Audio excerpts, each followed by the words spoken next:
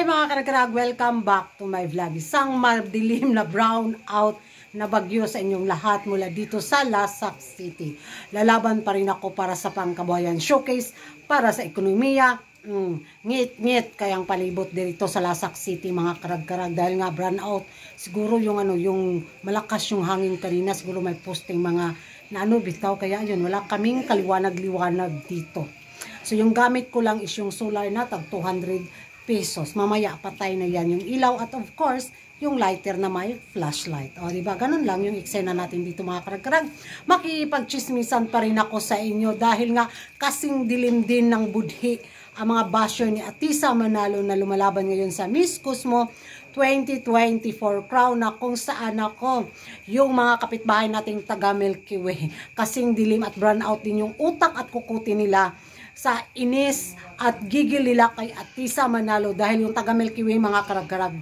Nako, low fashion taste daw ang pins dahil nga sa pinasuot ni Atisa Manalo sa kanyang departure at sa kanyang pa-arrival sa Miss Cosmo 2024 sa Vietnam. Kinumpara yung pa-outfit ni Atisa Manalo na nag-apply ng trabaho sa Milky Way. So may mga sinishare silang picture na kung saan look alike daw si Atisa Manalo. Hello, dahil yung suot daw ni Atisa Manalo sa pa-arrival niya sa Vietnam is looking for a job daw. Ganito ba daw yung taste ng isa sa malakas na frontrunner ng Pilipinas na pinadala sa international at laging dating lumaban sa international pageant sa Japan na kung saan nag-first runner up. Tapos yung pinasuot lang daw is applying job in Milky Way. Hala, uy, grabe sila. So, face lock daw maganda but no taste in fashion. Hala, sila na talaga ang house of fashion.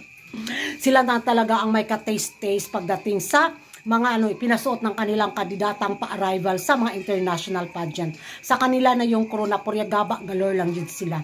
Lami kay sila sagpa-sagpaon o chinilas na Rambo. Lami kay sila yataka ni Karagdiri. Lami kay sila pa, kuwan ba? Kanabitang ludan sa kabaw sa ilang pagkahinawayon. Sobrang mapanlait ang taga Milky Way mga karag-karag. Murag yun sila gibaklag, murag yun sila gipang-atay bitaw. Kung makakumpara sila sa sa naging pa-arrival outfit ni Atisa Manalo, anong mali doon sa pinasuot kay Atisa Manalo? Kung nag-apply ng trabaho si Atisa Manalo sa yung pa-outfit niya, so what, di ba? Kasi yung pinuntahan niya doon is lumaban siya sa corona. After niyan, magtatrabaho naman si Atisa Manalo. So, anong mali doon sa pinasuot, sa suot ni Atisa Manalo?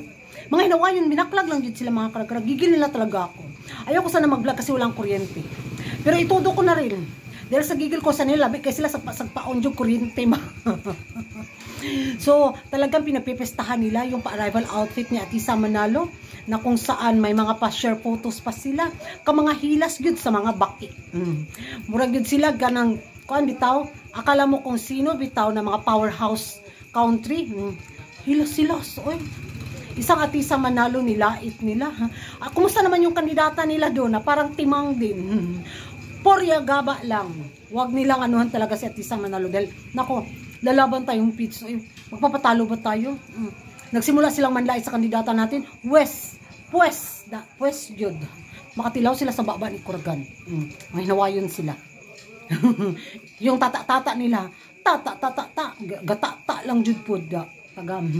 So yala mga karag-karag yung magiging reaction ninyo sa naging nila hanas at banat nila sa pa-arrival outfit ni Atisa Manalo na kinumpara nga sa isa daw trabahante nag-apply ng trabaho. Mag-ingay tayo sa comment section at kung hindi ka pa nakapag-subscribe sa YouTube channel ko, don't forget to like and subscribe.